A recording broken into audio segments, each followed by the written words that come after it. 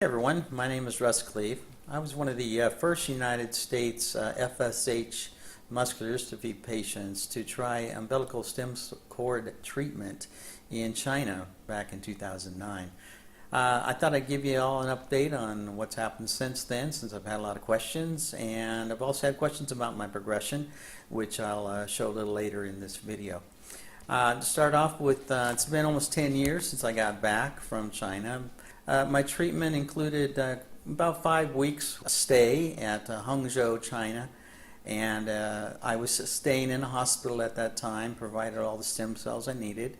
They did 160 injections into my different muscle groups and also injected several bags of stem cells through the IV treatment that I had as well. I got back, and that was probably about April 2009. I was ready to just work my brains out and do the exercise I needed to. I had a pretty good idea that I could discern whether this was a placebo effect or really happening because I had a physical therapist who was measuring and watching over me, giving me directions on how to do the different exercises without harming myself. And we did that for about 6 months.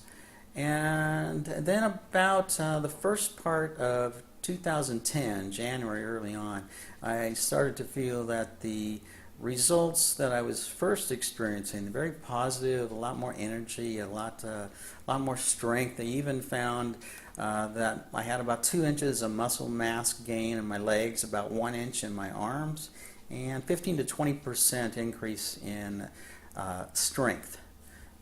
But all that started fading after several months, and we checked it and rechecked it. I kept doing my exercises, kept checking, and after probably 4 or 5 months of doing that, we decided that the treatment was just not working, and I was reverting back to the days before the treatment.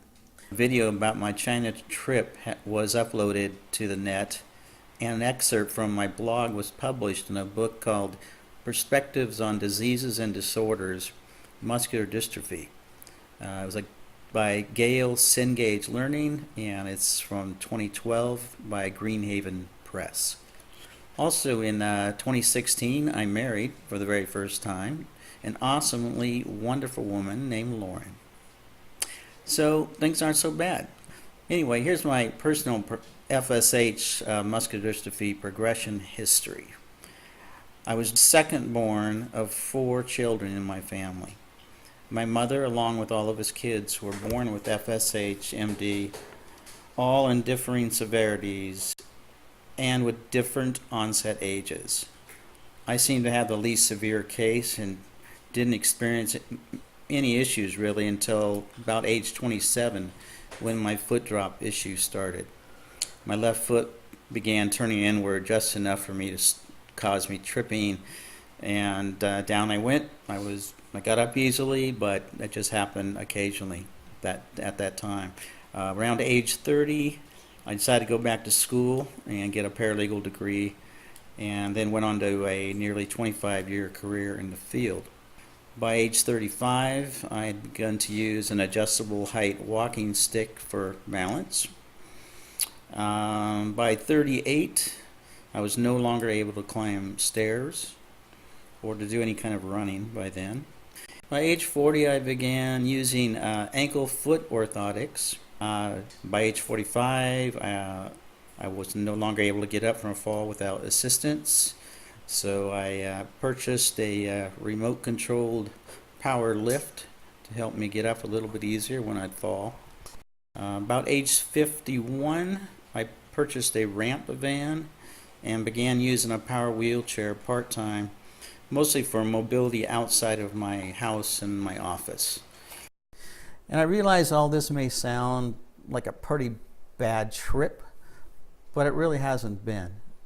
I think because I was raised in an FSH family that by the time I was 35 or 40, I decided I needed to either embrace my disability or it was going to consume me. So slowly I did. I just started accepting that I was disabled and this was the way that things were going to be, and I was going to make the best I could out of my life regardless of how things turned out. And it worked out really good. It changed my whole attitude, and I became a much more positive person. I got further in my life, and I gave up all those little worries about what people might think of me or how I may look to someone else. And also about how I felt about myself. I changed all of that. And that's kind of the key I think you need in order to survive any kind of disability and still have a nice, happy life. And I think FSH has really taught me a lot. It's taught me a lot about patience with myself and with others, not to judge anyone too quickly because you don't know what's going on in their lives. Kindness has taught me a lot about kindness, and also to be grateful for and appreciate what I do have and what I am able to do, and look forward to doing things in the future. But it's all positive, and you can make something positive of your life. You can make your life as you wish. So thanks for watching. I hope this video has been a little bit helpful. And if you'd like to see more of them or a little more detail about my life with FSH, I'll be happy to make those videos. Or you can drop me an email at the address linked below. Thanks again for watching.